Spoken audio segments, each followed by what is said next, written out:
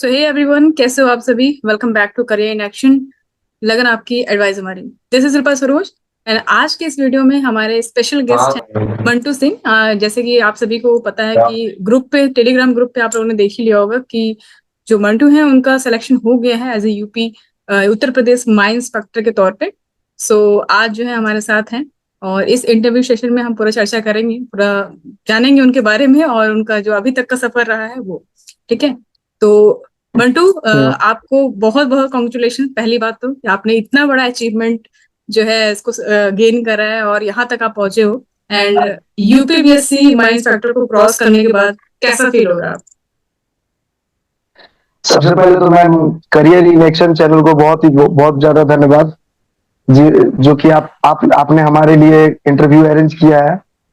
और thank you. हाँ, UPPSC mines inspector का जो ये एग्जाम था, एक बहुत ही चैलेंजिंग एग्जाम था मेरे लिए। हाँ, मैंने इसे एक चैलेंज के तौर पे लिया और आगे बढ़ता गया उस पर। ओके, तो मंटू, सबसे पहले हम स्टार्ट करेंगे कि आप थोड़ा सा अपना इंट्रोडक्शन दे दीजिए कि आप कहाँ से हो और आपका स्कूलिंग क्या रहा है। जितने भी हमारे स्टूडेंट्स हैं वो जानना चाहेंगे ये चीज कि आपका स्कूलिंग क्या रहा, कैसा बैकग्राउंड रहा, ये सब चीजें। तो आप उसको फिर बताइए शॉर्ट में।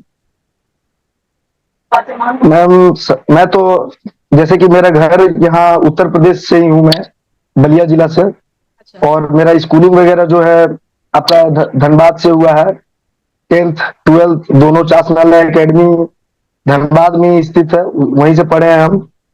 नहीं तो और मतलब diploma Dhanbad mining Dhanbad engineering भी में आप किए हैं धनबाद से स्कूलिंग हुई है और आप यहाँ यूपी बलिया से हैं, तो जी। ये थोड़ा कैसे, ये कनेक्शन कैसे जुड़ रहा है? कनेक्शन है, यहाँ पे अपना पुराना रिलेटिव लोग रहते हैं, तो पढ़ने के लिए बेसिकली हम यहाँ पे पढ़ने के लिए आए थे। अपना पढ़ाई कंप्लीट करने के बाद बलिया में ही अब हम लोग रहते हैं। अच्छा अच्छा अच्छा, ठीक हाँ, है। तो तो आप आफ्टर 10th और ट्वेल्थ। 12th हाँ। 10th और 12th जो था मेरा यहीं से चासनाला एकेडमी से हुआ है, जो कि धनबाद में है। और आपका जो डिप्लोमा मैंने किया है माइनिंग इंजीनियरिंग में, वो है मधुपुर पॉलिटेक्निक से है, जो कि देवघर में स्थित है, झारखंड में ही। अच्छा अच्छा। जी। सो मतलब बेसिक इतना ही किया है आपने। जियोलॉजी स्ट्रीम से तो नहीं थे आप? मैं जियोलॉजी स्ट्रीम से नहीं था, माइनिंग इंजीनियरिंग में है डिप्लोमा मेरा अच्छा बस। अच्छा अच्छा अच्छा। सो आफ्टर दैट फिर क्या उसके बाद? उसके बाद मैं बस कंपटीशन की तैयारी कर रहा था, बस अपने लक्ष्य पे था। और अपने लक्ष्य की प्राप्ति के लिए अभी तक संघर्ष कर रहे थे, जो अभी फाइनली रिजल्ट आउट हुआ है। फाइनली जो है सिलेक्शन लेके ही अब दम ले लिया। जी मैम। सो जी मैम। चलिए, बहुत अच्छी बात है। तो जैसे कि अभी बहुत ये, जैसे कि मैं बता दूं कि ये जो यूपीपीएससी ने कंडक्ट करवाया एग्जाम, सो ये 2016 के बाद हुआ पेपर। तो ये तो बहुत ही वैसी बात हो जाएगी कि जी मैम। इन सारे बच्चों में आपका सिलेक्शन हुआ है। ये बहुत ही एकदम चुनौतीपूर्ण रहा है, जैसे कि हम सभी लोग देख पा रहे हैं। और ये बहुत ही बड़ी बात है, बहुत बड़ा अचीवमेंट है ये। और अभी हम चर्चा कर लेते हैं थोड़ा माइंस इंस्पेक्टर के बारे में कि क्या होता है और कौन से ग्रुप का ये पोस्ट है, ऐसा करके। तो पहले हम आपसे जान लेते हैं, फिर मैं तो बताऊंगी।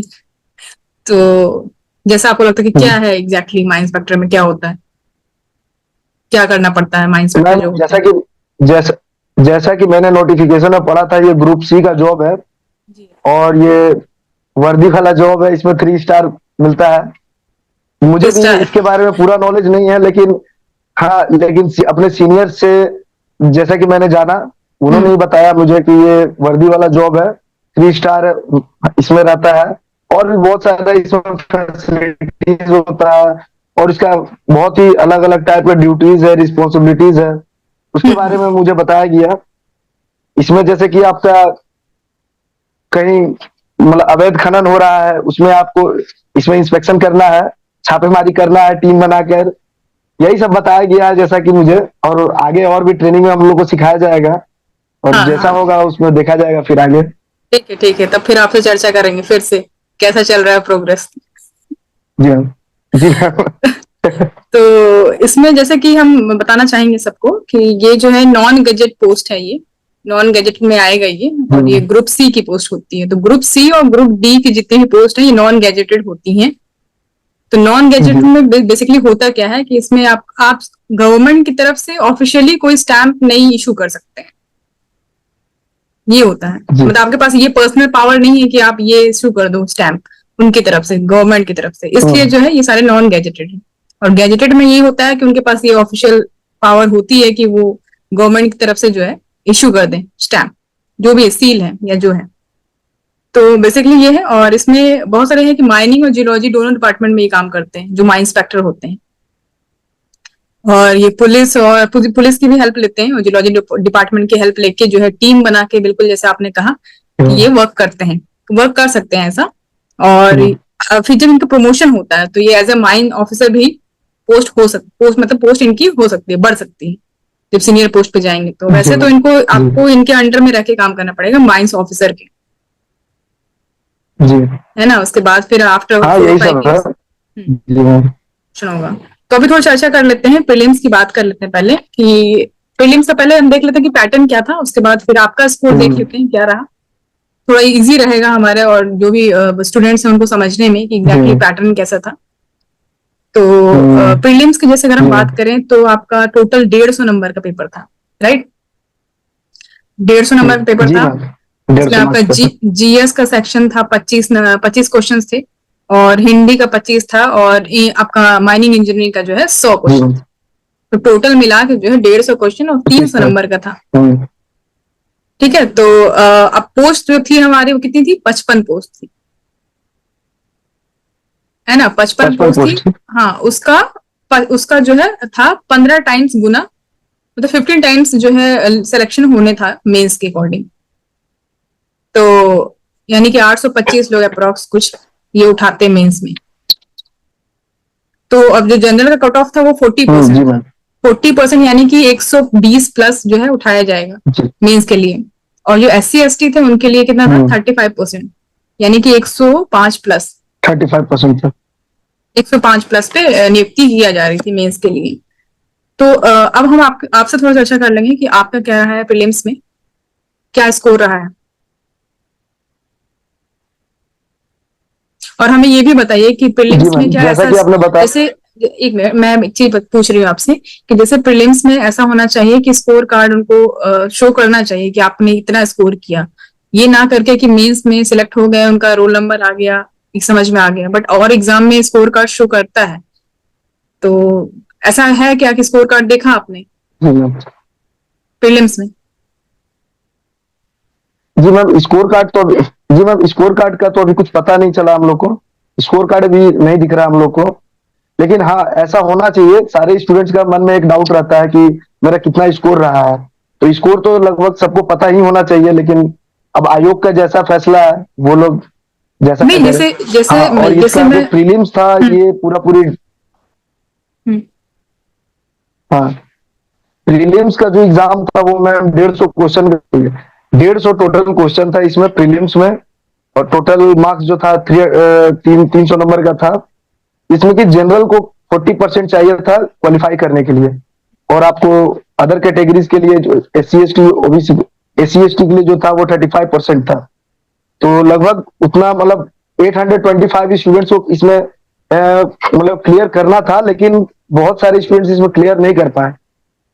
जो प्रीलिम्स था वो बहुत ही टफ था मैम मेरे हिसाब से, इसलिए शायद बहुत सारे स्टूडेंट्स इसमें कट ऑफ को क्लियर नहीं कर पाए। तो आपका क्या स्कोर रहा है? स्कोर कार्ड का बात रहा मैम, मेरा तो स्कोर मैंने टोटली मतलब 150 मार्क्स का बनाया था। 150 मार्क्स का मैंने बनाया था, जिसमें कि मान के चलिए कि 120 एबव ही था मेरा स्कोर। 120 प्लस सारा कट वगैरह करके, हाँ 120 प्लस फाइनली जो है कट ऑफ को जो है क्रॉस कर लिया आपने। जी मैम, प्रीलिम्स में कट ऑफ को क्लियर किया। बात ठीक है। उसके बाद फिर मेंस का जो है आपका लिस्ट आता है, उसमें आपका नाम आता है, रोल नंबर आता है। देन फिर क्या ऐसा नोटिफिकेशन आता है आपको पर्सनली, कोई ईमेल ऐसा आता है क्या कि you are selected for mains, तो अब आपको मेंस लिखना है, ऐसा कुछ कि बस डायरेक्ट रोल नंबर?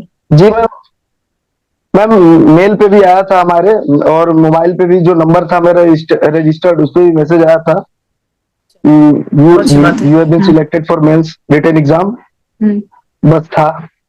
लिस्ट में नाम था।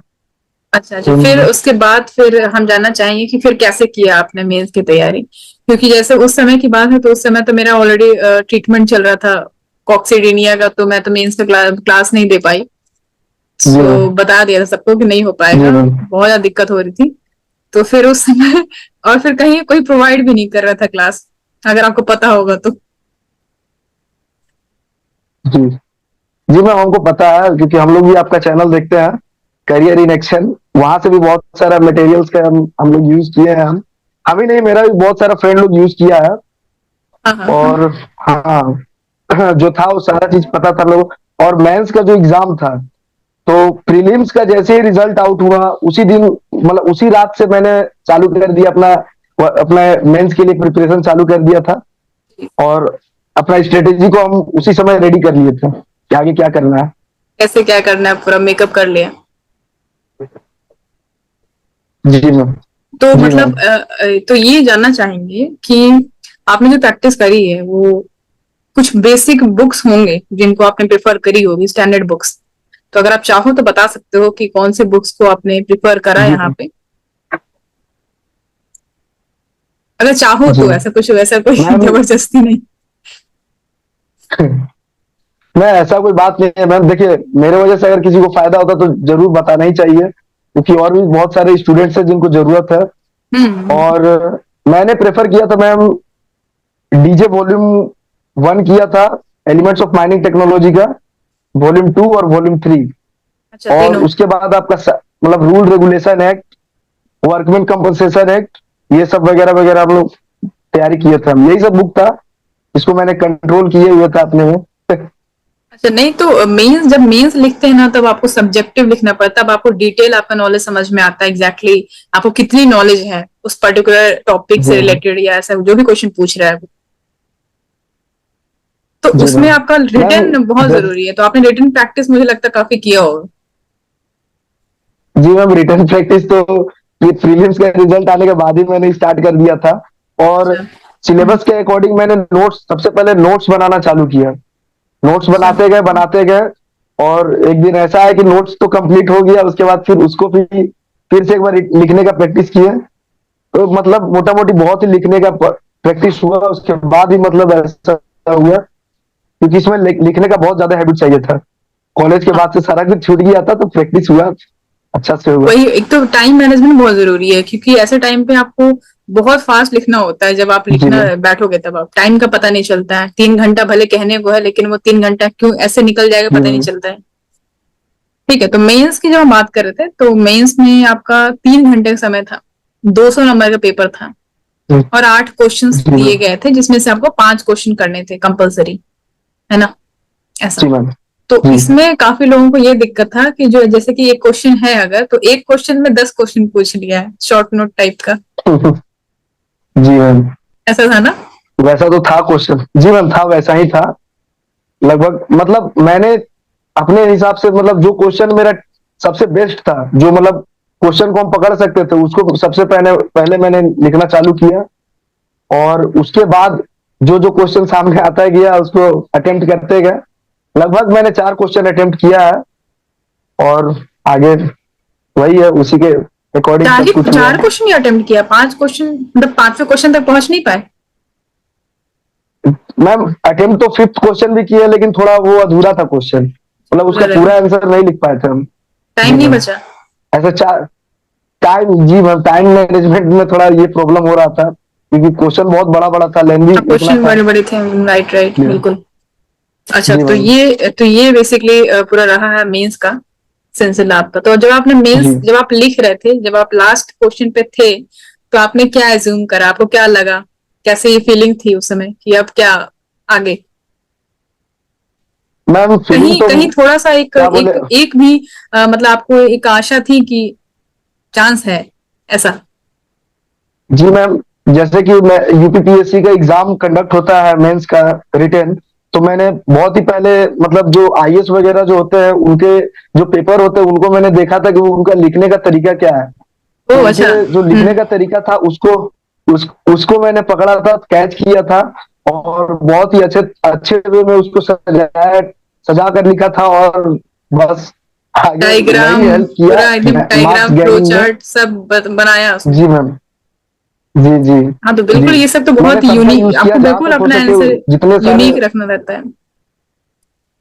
जी मैम, यूनिक रखने के लिए ही मैंने ये सब का यूज किया, और वो ये सब सारे बहुत ही हेल्पफुल हुए। जी बहुत मैम। बढ़िया है। तो जैसे कि आप जान रहे हो कि उस समय जो है एमआई का जो है हम लोग मेंबरशिप क्लास चलाया था। तो जी मैम। वो क्लास जब चलाया तो मैंने ये चीज नोटिस करा कि मतलब यूट्यूब पे कोई और क्लास प्रोवाइड नहीं कर रहा है यूपीपीएससी माइंड इंस्पेक्टर के लिए। और सब बहुत ज्यादा जी परेशान मैम। थे, तो फिर जो है कंटिन्यू किया इसको, क्लास को। तो कहीं ना कहीं बहुत ज्यादा हेल्पफुल रहा वो क्लास बच्चों जी के मैम। लिए। तो जी वही है कि जैसे आपसे मतलब पता चला कि आप ज्वाइन नहीं किए थे मेंबरशिप क्लास, तो मुझे लगा कि जी मैम। शायद शायद आपने ज्वाइन करा है। तो फिर बाद में पता नहीं चला मैम। कि नहीं, फ्री फ्री कंटेंट ही ऑलरेडी हम लोग इतना प्रोवाइड कर चुके थे टेलीग्राम पे। तो जी मैम। जरूरत पड़ी नहीं उसकी जो क्लास ज्वाइन करने की, वो दैट इज सफिशिएंट। जी। जी मैम। जी तो मैम। मैंने देखा आपका जो यूट्यूब चैनल है, और भी दो तीन यूट्यूब चैनल है, वो सारे से मतलब मैंने कंटेंट जो है लेना चालू कर दिया था। जैसा कि आप मैंने बताया कि प्रीलिम्स के बाद तो मेरा स्ट्रेटेजी रेडी हो गया था कि वो कैसे नोट्स प्रिपेयर करना है। तो आपका एक चैनल हो गया करियर इन एक्शन, और उसके बाद और भी दो तीन यूट्यूब चैनल्स हैं, उनसे मैंने कंटेंट लेना चालू किया और नोट्स बनाना चालू किया। और भी बुक्स वगैरह जो मैंने बताया आपको, उससे भी मैंने बहुत सारा प्रैक्टिस किया, और जो मेन मेन पॉइंट है उनको अपने डायरी में अपने लिखते गया। और सारा कुछ जब पॉइंट बन गया तो मतलब उसके बाद फिर तैयारी बहुत ही अच्छा हो गया था। फिर उसके बाद बहुत तो फिर बहुत अच्छी बात है। हो ही फिर ये गया। तो बहुत अच्छी बात है कि अगर किसी के लिए जी इतना मैम। बेनिफिट हुआ तो ये तो रंग ले आया कम से कम हम लोग का क्लास एटलीस्ट। जी मैम। जी मैम। तो जी मैम। हाँ, तो अभी जो है अभी ये कहना चाहेंगे कि जैसे जितने भी अभी एस्पिरेंट जो आगे तैयारी कर रहे हैं, अब इसके बाद देखते हैं कब वैकेंसी आती है माइंस इंस्पेक्टर की। तो अभी तो इसका प्रोसेस चल रहा है, फाइनल फाइनल राउंड चल रहा है। तो ये कहना चाहेंगे कि आप क्या बोलना चाहेंगे, और जो एस्पिरेंट अभी तैयारी कर रहे हैं, जो फ्रेशर हैं, उनके लिए क्या मैसेज देना चाहोगे आप कि अगर इसको तैयारी करनी है तो क्या कैसा स्ट्रेटजी बनाए। हाँ, आपका स्ट्रेटजी जो है वो आपका अपना है। मैं ये नहीं कहूंगी कि किसी को कि कोई आपका कॉपी कर ले। हाँ, देखिए, बस ये हो जी सकता है मैम। कि हम उसे सीख सकते हैं, है ना। जी तो मैम। आप क्या मैसेज देना जी चाहते हो, मैं मैम। ये थोड़ा कहूंगी आपको। आप थोड़ा क्या मैसेज देना चाहते हो ये आप कह सकते हैं सारे एस्पिरेंट जो भी तैयारी कर रहे हैं इसके रिगार्डिंग। जी मैम। मैम, जो भी एस्पिरेंट है सबसे पहले तो उनको बोलना चाहूंगा कि माइनिंग फील्ड में जितने भी लड़के हैं वो मतलब जितने जैसे माइनिंग के जो कोर बुक है, बेसिक बुक है, जैसे कि आपका coal mines regulations, mines act, mines rule, उसके बाद CAR 2010, माइंस रेस्क्यू रूल, ये सब जो बेसिक बुक्स है इनको सबसे अच्छे से बहुत ही अच्छे से प्रिपेयर कर लें। और उसके बाद धीरे से वो क्विट कर जाए, उसके बाद आप डीजे वॉल्यूम जो हायर लेवल की बुक्स है उस पर मतलब उस पे काम चालू कर दे, क्योंकि आज के टाइम में कंपटीशन बहुत ही हाई हो गया है। उस हिसाब से मतलब हम लोग को ढल के तैयारी करना पड़ेगा। तो जो भी हायर बुक है, हायर स्टडी और भी ज्यादा हम लोग को करना है। नॉलेज हम लोग को जितना हो सके उतना ज्ञान करना है, और उसके बाद नॉलेज लेने के बाद उसको रिवीजन करना है। जितना हो सके उसको रिवीजन करें, बस और कुछ नहीं। रिवीजन ही है, उसके बाद सारा चीज क्लियर है। नहीं, तो ये जो डीजे देशमुख जो वॉल्यूम 1 2 3 है, लोग सोचते हैं कि इसका नोट्स मिल जाए तो बहुत इजी है। जी अगर तो मैम। नोट्स आप खुद बनाओ ना, उसको प्रैक्टिस करो, जैसे ही आप जी मैम। स्टार्ट करोगे पढ़ना तो आप खुद नोट्स बना सकते हो, लेकिन वो मेहनत करना कोई चाहता नहीं। तो क्योंकि वो जी एक मैम। मैम स्टैंडर्ड बुक है स्टार्टिंग में वो। मैंने भी जी मैम, स्टार्टिंग में मैंने जब पढ़ा था तो मुझे भी बहुत ही दिक्कतें आई थी। लेकिन जब 2 बार 3 बार मैंने पढ़ा, उसके बाद धीरे धीरे वो फिर ऐसा हो गया कि एक ही दिन में खत्म कर लेते हैं, वैसा हो गया था प्रैक्टिस। तो नहीं, दिक्कत आता है बिल्कुल मैम बिल्कुल शुरुआत में थोड़ा, बिल्कुल बिल्कुल सही बात कोई बोल रहे दिक्कत हो। नहीं है, फिर हो जाता जब है। जब आपको आपके पास 3 ही वॉल्यूम बुक है, आपके पास ये नहीं है कि आपको 10 बुक पढ़नी है, आपको 3 बुक जी ही पढ़नी है, तो उस 3 बुक को आप बार बार जी। रिवाइज कर सकते हो। और ये पॉसिबिलिटी है कि आप उसको बिल्कुल दिमाग में आपके जी छप जाएगा वो चीज। लेकिन वो चीज इंसान करे जी। तब पॉसिबल है। जी करना ही नहीं चाह रहे हो, सब मिल जाए, सब कुछ बना बनाया तो, और हमको सिर्फ खाना हो, तो वो पॉसिबल नहीं है। जी मैम। ठीक है, तो मंटू आप अगर कुछ डेडिकेट करना चाहते हो किसी को तो आप बिल्कुल बोल सकते हो यहाँ पे। एक मैसेज दे सकते हो? मैम सबसे पहले तो मैं अपने भगवान को डेडिकेट करना चाहता हूँ, और अपने मम्मी पापा और मेरे जो दोस्त हैं, भाई बहन है, फैमिली है, उनको मैं सारा चीज डेडिकेट करना चाहता हूँ। मैं बहुत अच्छी, जो भी ये हाँ पाया हूँ उन्हीं की वजह से है, जो भी अचीव किए हैं बिल्कुल उन्हीं की वजह से है सारा चीज। जी बिल्कुल। मैम। बहुत, हाँ तो मैं उनको बोलना चाहूंगी, उनको बहुत बहुत बेस्ट विशेस देना चाहूंगी, आपके पेरेंट्स को, आपके भाई बहन जो हैं उनको। उनके बिना आई थिंक ये पॉसिबल नहीं होता, उनका सपोर्ट भी मायने रखता है। तो ये चीजें जी मैम। ठीक है मंटू। तो हम यहाँ पे थोड़ा बात करेंगे मेंस का। अब मेंस का थोड़ा जिक्र करेंगे कि मेंस में जो है कितना स्कोर करा, आपको क्या लग रहा है, कितना अप्रॉक्स आया होगा आपका, इसके बारे में थोड़ा चर्चा कर लेते हैं। क्योंकि इसका स्कोर कार्ड तो नहीं रिलीज जी हुआ है मैम। कि आपने जो इतना स्कोर करा है, तो आप थोड़ा अंदाजे से बता सकते हो कि कितना आपको लग रहा है, कितना स्कोर हुआ होगा पास में, आसपास। मैम, मेंस का जो एग्जाम था वो टोटल 200 मार्क्स का था, और 3 घंटे का वो पेपर था। इसमें कि मैम मैंने लगभग 160 मार्क्स का क्वेश्चन को अटेम्प्ट किया है। अच्छा। इसमें कि हमको लगता है कि हमें लगता है कि 145 तक आया है मेरा स्कोर। ठीक है, मेंस में जो चेकिंग तो हुई है बाद ना, आगे देखा बहुत जाएगा स्कोर कार्ड क्या मेंस में रहता है। मेंस में मुझे ऐसा लगता है कि मेंस में चेकिंग जो हुई है बहुत ही तगड़ी चेकिंग हुई है। और ठीक है, और मुझे नहीं लगता कि 140 अच्छा। प्लस किसी का आया होगा। वो उसके नीचे ही सबको रैंक किए हैं, क्योंकि बहुत इंटेलिजेंट जी मैम, इंटेलिजेंट उसका लोग कॉपी पहाड़ मेंस की। दिए थे, लेकिन उनका नहीं हुआ है। अब बहुत अफसोस की बात है, ये जी बहुत मैम। ही ज्यादा वो हाईली इंटेलिजेंट लोग हैं, लेकिन तब भी नहीं हुआ। तो ये सोचा जा सकता है ऐसा कि इनकी मार्किंग बहुत तगड़ी हुई है। तो ये जी इसको मैम। हो सकता है 120 प्लस हो सकता है आपका, मुझे ऐसा लग रहा है। जी मैम, हो सकता है, क्योंकि मैंने तो 160 का अटेम्प्ट किया था। अब उसमें कितना आया वो तो स्कोर कार्ड पे देखने के बाद ही पता चलेगा ना। हाँ वो चीज तो है, स्कोर स्कोर कार्ड कार्ड आएगा रिलीज तो। करना चाहिए इनको साथ में। जब रिजल्ट आउट हुआ है तो स्कोर कार्ड भी रिलीज होता है। हम लोग यूपीपीएससी, जब यूपीपीएससी का एग्जाम दिए हैं, तो उसमें भी ऐसा होता है। ये आप माइंड इंस्पेक्टर का है ना, जो हम लोग नॉर्मली पीसीएस का देते हैं, जी मैम। उसकी बात कर रहे हैं। तो उसमें तो स्कोर जी कार्ड मैम। रिलीज होता है ऐसा, बट इसमें हुआ नहीं। अब थोड़ा सैलरी का बात कर लेते हैं। अब इसमें फाइनली सिलेक्शन तो हो ही गया आपका, जी। थोड़ा सैलरी की बात कर लेते जी। हैं। मेन तो सैलरी ही है, लोग पहले जी यही मैम। पूछते हैं कि सैलरी कितनी है। तो जी मैम।